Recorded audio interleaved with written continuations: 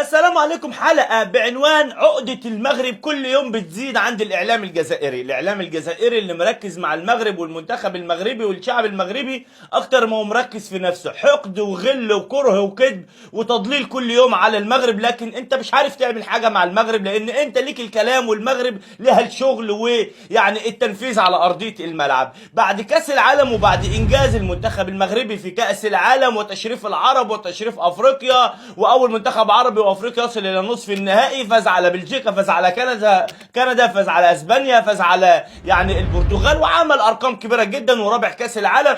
حاجات تشرف. بعد كده رجعوا والشعب المغربي عمل استقبال ملوك وحاجه محترمه جدا، والملك استقبلهم وحاجه محترمه، وفضلوا يقللوا من الموضوع ده برضو ما عرفوش. طب يعملوا ايه تاني؟ يجوا يخشوا في حاجه مهمه جدا، في حدث كبير جدا هيحصل في المغرب في شهر 2، وهو كاس العالم للانديه لتاني مره بعد 2013. يروحوا يعملوا ايه بقى؟ ما انت لما تبقى ماشي غلط وتبقى جاهل تقع في شر اعمالك. ايه هو شر اعمالك؟ الناس يروحوا يجيبوا صوره لبرج العرب، ملعبنا عندنا في مصر سنه 2015 عايم في الميه، كان ايامها فيها اصلاحات وتظبيطات يعني ما كانش فيه الصرف معمول، والميه زادت وعامت الدنيا. جابوا الصوره وعماله تتداول عندهم ان دي ملعب طنجة او ابن بطوط اللي هيتلعب فيه افتتاح كأس العالم. وتعالى الحق، المغرب مش عارفه تستصلح، المغرب واقعه في مشكله، الحقوا المغرب مش عارفه ملعبها ملعب استضافه كأس العالم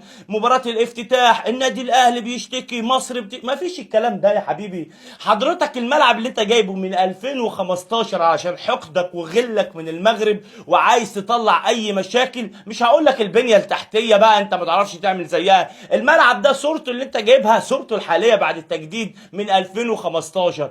يعني حقدك وغلك وكرهك للمغرب يخليك تعمل كده؟ لا. وايه الغريب في الموضوع؟ ان هم بيرددوا الكلام وخلاص، انك تلاقيهم بيرددوا الكلام من غير ما يفهموا صح او لا. واحد فيهم او الاعلام بتاعهم يطلع يقول كلمه، كل واحد ياخد كلمته ويحط البهارات بتاعته ويطلع اللي يتكلم. اهم حاجه يكون الموضوع في المغرب بس، الموضوع تمام والدنيا حلوه والسهره زي الفل. احب اقول لك لا الاهلي اشتكى ولا مصر اشتكت، كلنا مصر وكل الدول بتتشرف بالمغرب وفرحانين بتنظيم كاس العالم للانديه في المغرب واي بطوله، وهندعم المغرب وهنفضل ندعم المغرب.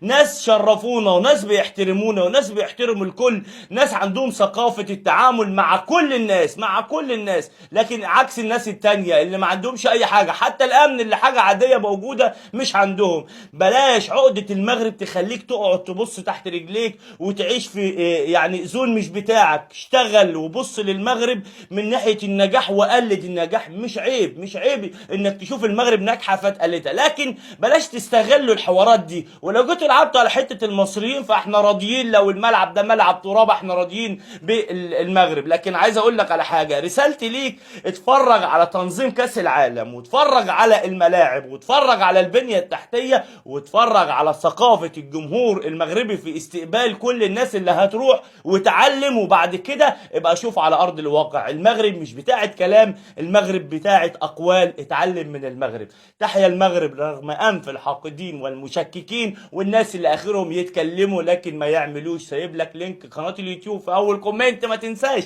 سلام.